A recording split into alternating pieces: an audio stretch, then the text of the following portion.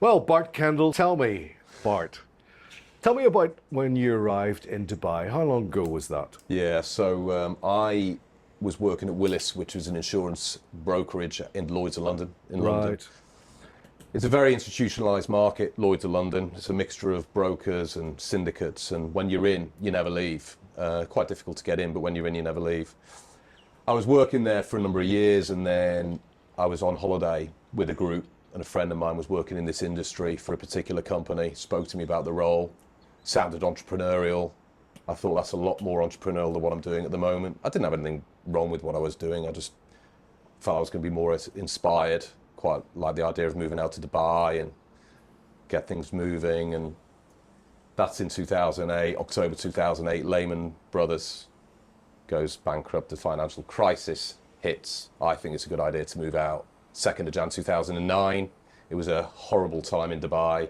Nikhil had laid off 15,000 people. It was just tricky. And then you go there with limited money, no clients, you've been trained, and all the families are leaving to go back to the UK and Europe and elsewhere.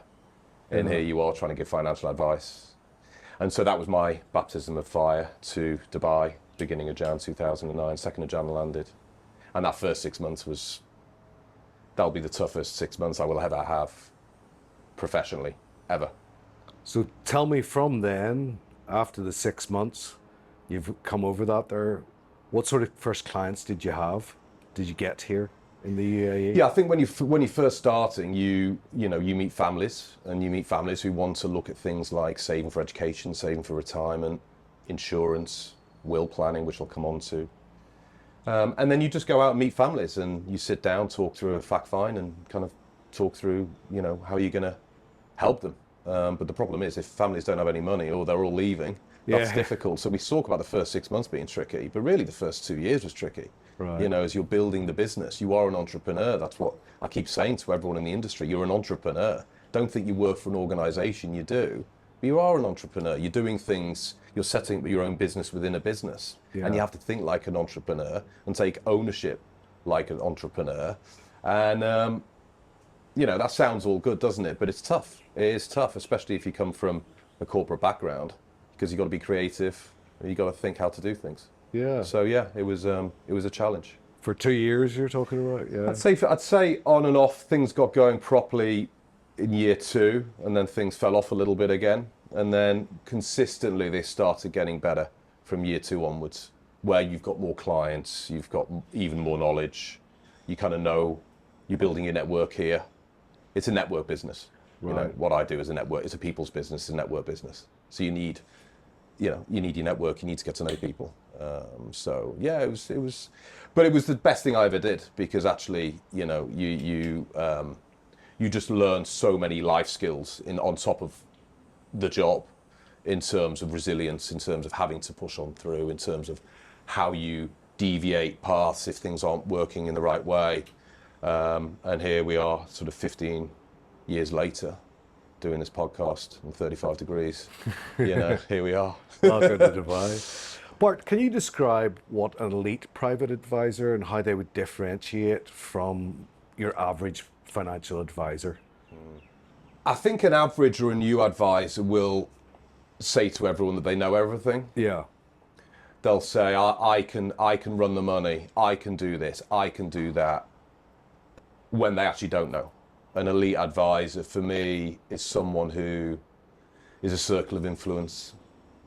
Clients have different requirements here. If a client's in the UK and they're not leaving, they're UK centric. Yeah, you've got tax to consider, but they're UK centric. It's a set thing, right? Here, people have moved over from different countries from their hometown. They've moved here, they're probably going to move somewhere else. They may have been expats for 15 years, they may not. But you've got many different requirements there, because of course you've got the tax position here, the tax position of the assets they have where they left, the tax position where they're going to move to. So you can't expect to know all that, and clients know you're not going to know all that. Yeah, but what you need to do is be a circle of influence and know the right people. So at the company, we have a panel of tax advisors. One specialised in estate and trust planning, one specialised in pensions, one specialised in European tax. So the first thing I do when a client comes over is I'll say, you need a tax report on all your assets globally. If someone's leaving and going somewhere else, say Europe, UK, right, you need a tax report on repatriation, what the impact is on what you have here, what the impact is of what you've got there. Then you need to meet the trustees, because you may need to do some trust planning. Yeah. And then you need to run the money, right? But I'm not a fund manager, right? I'm a wealth structurer, yeah? So then you need to outsource to a fund manager to go and run that money. So if you think about it, what you're doing, you're bringing in the tax advice, you're bringing in the fund management advice, you're bringing in trustees if needed. And what you're doing is structuring. You're like the project manager, you're structuring the whole thing. And I think an elite advisor knows enough about all of it to be able to then bring it in at the right time with the right client. And very often it's complex. I mean, in our company now, we look at high net worth clients, predominantly family offices.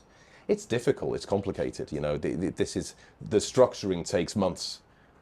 The management of the money or the outsourcing of that's easy, that's the end bit. Yeah, the structuring takes months to get right in terms of, well, what are the tax consequences if you move into France in 5 years' time with what you have? What are the tax consequences of going to Australia? So you get all of that together, multiple jurisdiction tax advice, then you need to come in and structure it. Then you talk about getting money working. So I would say that a new advisor is not doing that. A new advisor's saying, okay, you've got $50,000. I can make you 6-7% a year, right? No, and that's all good. Don't get me wrong, that's all good. But elite advisors involves more people to get it right, and it takes time. So tell me then, look, you've been a CEO for a while now. How's the role of a CEO of a wealth management company actually changed over the years? I think it depends on your business and what you want to do with your business. Yeah. So what I mean by that is, if you are a wealth management firm and you take on a lot of new starters, right? You're as a CEO, you are going to drive that business and have a culture in that business and have a culture with the managers that report behind you differently to if you only deal with people who are very, very experienced in the role. Because then it's a steer. Then the proposition speaks for itself. You're steering the proposition towards, like I said, in our situation, high net worth family office. So the management of that is more providing the proposition for the advisors to go and work with those individuals or offices without friction, without having problems, whether it's licensing or whatever it might be. It's providing that platform and the technical knowledge to back it up. I mentioned, the tax advisors. But, when you're dealing with these people, they need a lot of technical signed off reports in advance. Yeah. So you need to have it. So that's what we're built up for. If you predominantly take on or a lot of new starters, then the culture's different and everything's different. You're micromanaging a lot more in terms of the day-to-day for the advisors. You're certainly micromanaging the managers who are dealing with the new starters. It's much more of a day-to-day hand-holding with the advisor. Yeah. Whereas at NEBA, it's a steer. It's a steer. The biggest thing I do is, we're directly licensed by 2 licenses, insurance and investment. And, that's a lot. It's a lot to have. It's a lot of money to run. It's a lot of time for the reporting. Each regulator's different. A lot of my time is working with compliance in keeping those licenses active, keeping up with all the reports that we need to be doing, anti-money laundering, etc., etc. People don't see that. People just see the company, or advisors just see the company and say, oh, well, we can do this, we can do that. But the amount of work going in at the back end to, work with the regulators, is significant. And so I think on the whole, it doesn't matter your business model, but I think on the whole, as a CEO, any CEO in this region would say that the degree of supervision from a regulator now to where it was 10 years ago, 15 years ago, is wholly different. You would be surprised at the degree of supervision by the regulators. Great for the client, great for the industry. It's a much more mature industry now. But that's significant. That is significant, and it's key. You know, without the correct licensing, you can't operate. You know, you have to have licensing in your own name. You can't rely on another firm to use their licensing. It's illegal. You have to have it in your own name. That takes money, it takes time. So it's a combination of those things, really. For me, it's a steer on the advisors to say, right, where are you going? What are your strengths? Where's your business model? Yeah. Where do you want to be? Where do you want to go? Who do you want to target? And I will then say, right, based around that, this is what you can do. This is how I can help you individually. Everyone's different at the company. Yeah. And then at the back end, it's me just working on licensing with my compliance guys to make sure that we're all clear globally with what we're working on. Bart, Dubai has a reputation for low regulatory supervision. Is that actually correct? No, it's absolutely not correct. If you were part of a regulatory audit and you saw the degree of supervision with relation to money laundering, etc., you'd say it's absolutely not. I mean, a regulator will come into your office and say, I want that file, that file, that file, that file. I want to know everything about that from an AML perspective, from a suitability perspective. And you've got two of them, two regulators. And that's constant, and they can do it any time. No, not at all. Anti-money laundering audits are intense. They're at least annual, if not more, times by two regulators. So no, it's, you know, ask anyone in my position and they'll tell you exactly the same thing, that it's significant in terms of what the regulators do and what they demand. And I think that's great for the clients. It's great for our industry. It's great, you know, as the industry evolves and becomes more mature, you can feel that degree of supervision with the systems and processes. Compliance run companies now. You say, I'm the CEO, but compliance run companies now. That's the reality. Yeah. So tell me then about Team PLC oversight from there. Yeah. So Team being London listed, their levels of corporate governance, as you can imagine, are the gold standard. They needed it to get the listing in the first place. Yeah. And what they need to do to maintain that listing and the reporting and the transparency is something that you wouldn't believe. To be fair, I now understand it. And that filtered through to us because, of course, they own us. They own NEBA. They own NEBA worldwide. So, you know, what we need to provide to them, to then provide in press releases and audits and the like, you know, it feels like a very friendly third regulator. A very friendly third regulator. I've got the insurance, got the investment, and I've got Team with what they demand. So I think it's a great thing personally, because there's no other company I know that's owned by a London listed company, financial services, and everything's just so transparent. Everything's just so out there, transparent.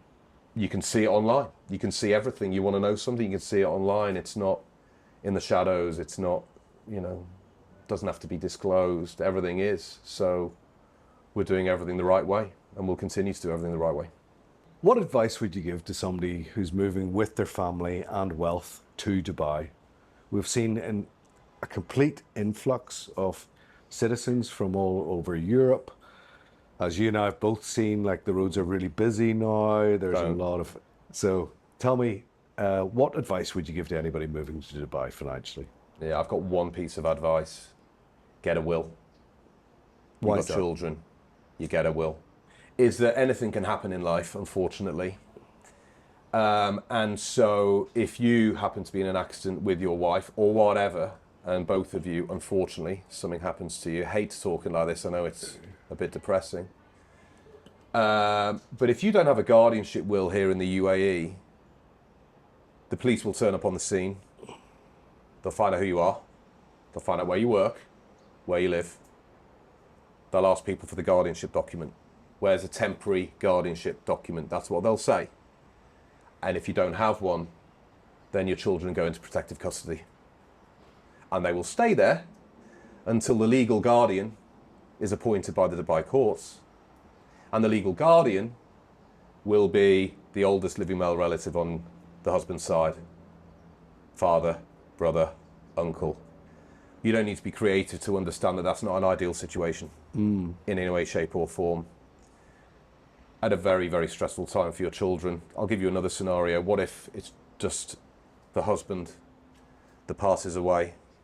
Do you know that the wife isn't the legal guardian of your child Yeah. under Sharia law? So the authorities clearly, in the best interest of the child, will never take the children away from the mother. They're never going to do that. But she won't be the legal guardian without a will. So she can't travel with the children. She can't make health decisions. She can't make education decisions for her children. Wow. So they have to wait until the legal guardian appointed by the Dubai courts appoints the husband's father, brother, uncle, to come over, get a court order. All the while, by the way, your local accounts have been frozen. So if you've got joint accounts, you can't access money locally, right? If you've got all your money here, you can't access it because, of course, what the state are doing, they're trying to work out if you've got any debt to pay off. So now, on top of everything else, you can't access money and you can't make decisions on behalf of your child. Wow. Then you talk about making 6 or 7% a year. Like, whatever. You know, get that sorted and then look at everything else. But when you talk about what we do, it's immaterial to that, isn't it? It's immaterial. I mean, I could say, well, what you need to do is this, what you need to do is that. Just get a will, and then you can have a discussion. Okay, that's people moving to Dubai. What advice would you actually give to some of your clients as an expert financial wealth manager who are actually leaving Dubai and going to move back to France, or they decide to go to Thailand, Philippines, you know, Sri Lanka, Yeah. Australia? What advice would you give them? Get a tax report done. Get a tax report done by a tax advisor, signed off with all the assets you have globally, where you're going to move to, what the tax regime is of the country you're moving to, what implications the structuring of your current financial plan has from a tax perspective on where you're moving to. Get that done. It doesn't cost a lot of money. Know what you're moving to. I mean, you know, France is very different to Italy, which is very different to Spain, which is very different to the UK. I could go on. So you need that tax work done. Get the tax work done, then you can work out what you need to do and what structuring you need to do.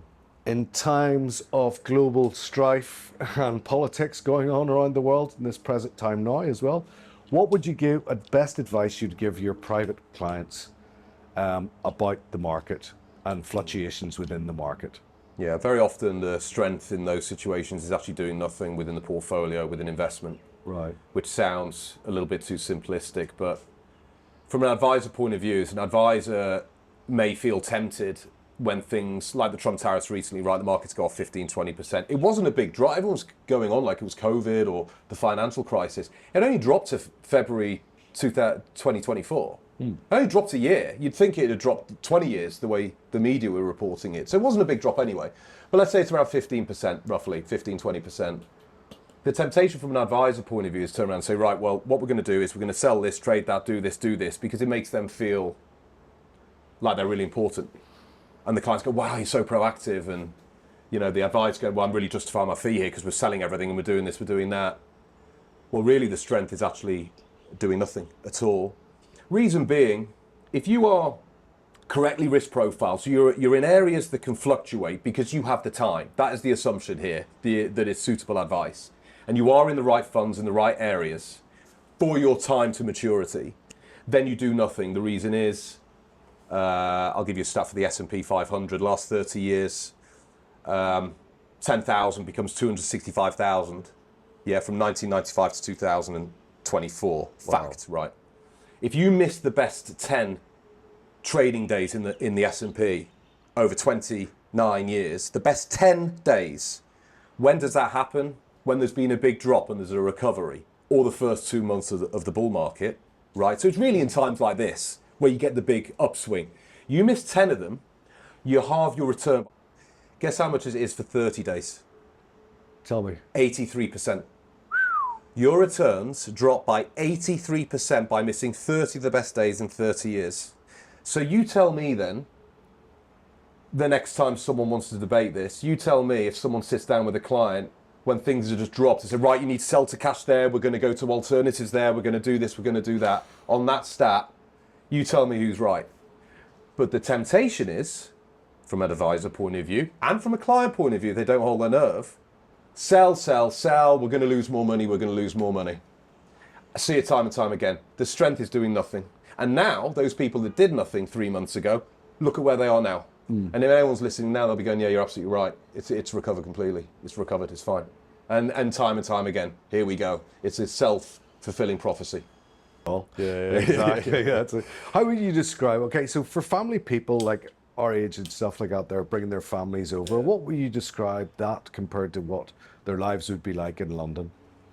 When I moved out in 2009, the UK was still seen as the place to be, really. This was kind of, what are you doing there? It's quite edgy, this is. What are you doing going to Dubai? I mean, where is it? I mean, is it just like a is it like a small piece of sand? It's crazy. But now, now Dubai versus the UK, well, now Dubai's the one that holds all the cards. Dubai's the one that people are saying, I want to move out to the GCC, the UAE. It's safe. The weather on the whole, apart from 35 degrees, but the weather on the whole is amazing. It's safe. The education's unbelievable. The lifestyle's great. Everyone seems to be turning their attention here, and you've been here the same time as me. Yeah. It's had its ups and downs, right? Oh, yeah. It's had its ups and downs. I've seen 2 crashes in 15 years. COVID, 2009, 2013, 2014, the property's corrected significantly. That wasn't great. Yeah, but there has been, but it amazes me how the leadership stands up and seems to just get better at their decisions. Like, Yeah, but do you know what it is? every time. It sounds like I'm going in on the UK. I'm not. I love the UK, but the attitude here is positive. Yeah. It is, we're going there. Let's work out how we're going to get there, but we will get there. Yeah. Right? In the UK, it's, we need to go there, but here are 150 different focus groups to explain why we can't get there. You see what I'm trying to say? Yeah. That's what it is. And that's the difference. For me, that's the difference, is the positivity. Yeah, absolutely.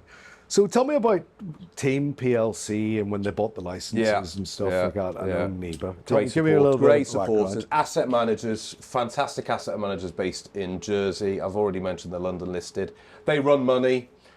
They're the best in the business. They're the gold standard. They're fantastic. They bought the historical licensing globally of a firm that used to operate here for, I think, about 19 years. And then they get in contact with me to say, listen, we're launching NEBA. It's this licensing. We own it. We want to essentially operate as a quasi wealth manager stroke external asset manager proposition. Are you interested? Will you do it? And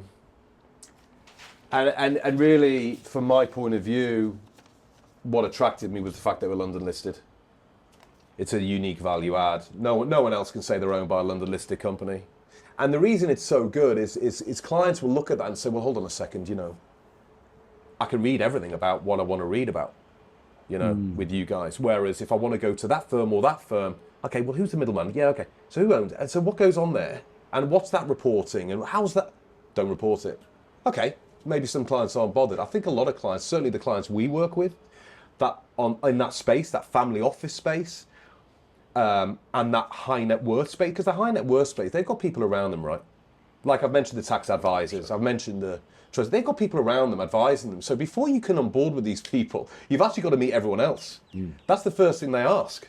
So for me, you can't be an external asset manager. You can't say you operate in that world without being able to justify it from a corporate governance point of view, because it will fall down. It will fall down. And that's the whole point with Team. It doesn't fall down.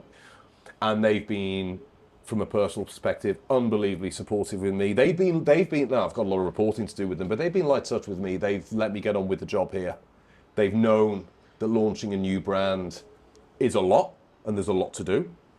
I'm a year and a half in, and they've given me time. They've been patient. They've been supportive. So I can't ask. That's all you can ask for. Frankly, that's all you can ask for as a CEO, is that the ultimate parent will believe in you and give you time, because you need time. So Bart, what traits would you be looking for somebody working as a private financial advisor for you? We haven't got anyone at the firm who hasn't been advising for less than 10 years. The average is 15 years. Most of the people I manage have worked in the industry nearly as long as me. Our model is set up for experienced people. It's not set up. If you are new, don't come here. Do not come to NEBA. Avoid it. Avoid it, because we're just not set up to build you from scratch. There are other companies who do it far better than we do at new starters. It's just not what we do. What we do is we take experienced people and we say, right, you're here, you're experienced, you want to get there, you want to have your model of working this kind of high net worth family office, intricate structuring, insurance-based, tax-based, cross-border based, advice-led solutions. This is how you can do it. This is our proposition. You have to have the clients and the knowledge to be able to pull that together. I can give the proposition, but if you haven't got the clients and the knowledge, you're not going to be able to pull it together. So we can't take on any new, it just won't work. So it's really 10, 15 years on average, because people then get it. They say, right, okay, perfect. You know, I mean, I've got an example. I onboarded a fantastic advisor a few months ago, big client, but new product that we do, previous firm didn't do. Very intricate, clever planning actually, using insurance tax rules rather than investment tax rules and trusts. And he was able to say, right, well, that applies to this person, that person, that person, that person, and that person out of my book, spoke to them about the opportunity, and has done fantastically well. If you're new and you don't have any clients, you can't do that, right? I mean, that's just a great example. So experienced, technical, knowledgeable, educated, 10 years plus. If you're new, give it 10 years, then we can have a conversation. So Bart, tell me, what are you most proud of to date about NEBA Private Clients? Tell me also what you're most excited about the future of NEBA.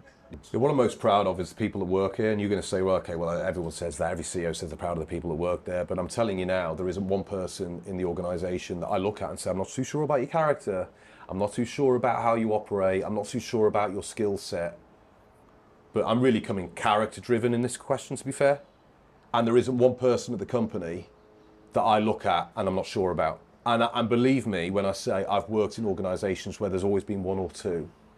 And that's because we operate a values-driven culture. When I take someone on, they have to fit the criteria of what it means to work at NEBA. You've got to be technical, you've got to be client first, you've got to be proud to work at the firm, you've got to look after each other, you've got to tell each other the truth, you've got to be transparent, you've got to be accountable. They're front and centre, they are framed in every room in our office, our mission statement and our value statement. And values-driven culture stands the test of time, in my opinion. If it's just about revenue, you'll do great and you'll fail. Values-driven culture about what it means stands the test of time. What I'm most proud about is people bought into it. I would never have had the confidence to do that 5, 10 years ago. When I first became a manager, senior manager, I would never have had the confidence to talk about values-driven culture, because I'd have been worried that people would just laugh and say, what are you talking about? But what are you going on about values-driven culture? Why are we talking about money? But when you've done it for so long and you're at a certain stage, you realise you need more in life when you work than numbers, numbers, numbers. Of course, revenue will keep the lights on, keep you in a job. Of course, it's critical. But you do need something more. You need to know it's worthwhile. I had a conversation with someone about this, actually, who also works in the company, about what it means to give advice. And it has to be worthwhile. Coming to work has to mean something. And to me, it means liking the people you work with, all of them, and having this kind of club culture where, you know, if you're in, you're in, and don't know, I need that. I personally need that, and that's what I'm most proud about. What are you most excited about? What's coming? I mean, I'm 6 quarters in, which, when you put it like that, isn't a lot, is it? It's a year and a half. And you think of where the company was. Well, it wasn't NEBA when I first started. Point number one. And to where we are now with the brand, the licensing, the people, the revenue. I mean, we're 70% up Q1 this year, Q1 last year. I think that's pretty strong. And we're just getting going. So team are developing, you know, they've got a lot going on. They have acquired a lot of very, very solid businesses. And I know what's happened in the UAE from January 24 to now. I look at that development and I say, well, okay, if you do that again, then, you know, it's just exciting, really. I mean, we know exactly where we're going. We know exactly where the proposition needs to be. We know exactly who our target market is, because that's who we onboard. It's a natural gravity. You can't just say, well, we're high net worth or family office if you're not. Yeah. Do you see what I mean? Yeah. I know it because that's happening. Yeah. And it's happening because of team, and because of the fact they're PLC, because we can give all the tax and the structuring and the cross-border, and we work with institutions and banks and insurance companies who also know that you need to have cross-border solutions. You need to understand every single country and the outcome, and then build around it. And we work with trustees. So all of that's kind of a lot of what I'm talking about has developed organically over the last 18 months, right? And that's because of the advisors we have, because they're the ones meeting those people. I'm the one dealing with regulators and helping those advisors. They're the ones bringing in the family offices, bringing in the high net worth clients with all these complex solutions. That helps your proposition grow, because then someone will say, well, we need this, we need that, and then we get it done. Tell me about team and managing sustainable growth. Yeah. Well, they could have said to me, right, we're going to make 15 different acquisitions, and you need to do this, you need to do that, you need to go into Saudi, you need to buy a license there, buy a license here, which they never did, by the way, but they could have done. And you could burn through cash, right? And when you build, the biggest lesson I've learned over these years is that when you build, you first earn and save, then you invest, and you do it sustainably. Yeah. So you keep the costs low at the beginning, and you deploy capital where it's important, where you need it, licensing, for example, and you build sustainably. And when you have a pot of money, you then start allocating, but you don't spend like it's a credit card, like you've been given this inflow of cash. And team get inflows of cash. They raise money. They get inflow of cash to deploy. But you don't start, and what I've learned is through them is you don't start just deploying because you got the money. You deploy because it's the right opportunity. You keep your hands firmly on the till, and you deploy when it's right. So you build sustainably, and that's what we've done. So we've got a fantastic cash position now, and we will make moves with that cash, but we'll do it when the business opportunity is there, when the time is right. Over time, you do it sustainably, and that's the thing. Over the last 18 months, it's been building sustainably, deploying investment, deploying cash. When the money's come in, we've got that cash to deploy. I mean, people should do it in their personal lives, but you do it in your business life, right? You build first, then you invest. Now, tell me about this podcast. What sort of information would people be finding out in further podcasts that you'll be presenting?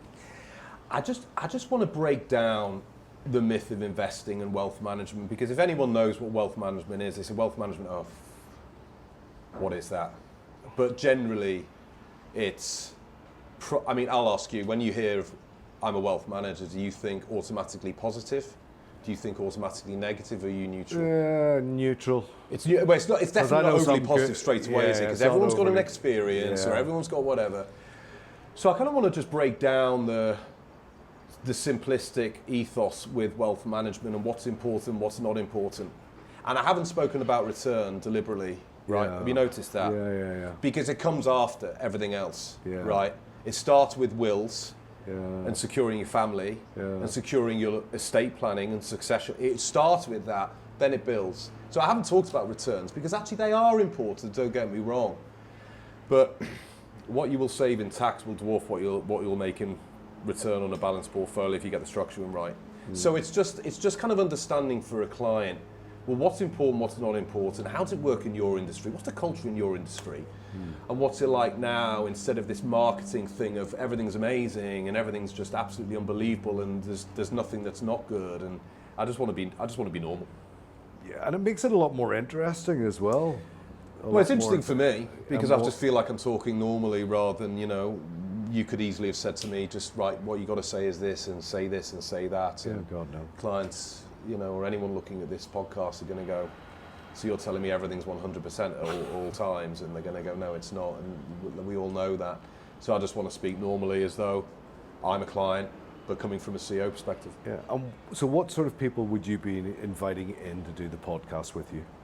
Let's talk about that. I'll be inviting in trustees, because they're the ones that do the structuring work for succession planning or for cross-border tax advice. I'll be bringing in tax specialists. It will be more interesting than it sounds, but they know everything there is to know about European tax. I might, if we need to, we'll go country specific. I'll be bringing in other advisors to talk about their experience, not as a promo for NEBA, but just more about how they operate. What are they doing? What are the kind of clients they look at? What's their values? What's important to them in life? Stuff that matters. Get to know them. And everything in between. I'm going to bring in a lawyer that I use personally, and I've always reckoned my clients for will planning, for this temporary guardianship. That's going to scare the hell out of you, that half hour, but I'm going to bring that person in. So I just want to make it really piecemeal, informative, no nonsense, like I operate really. Lovely. And thank you.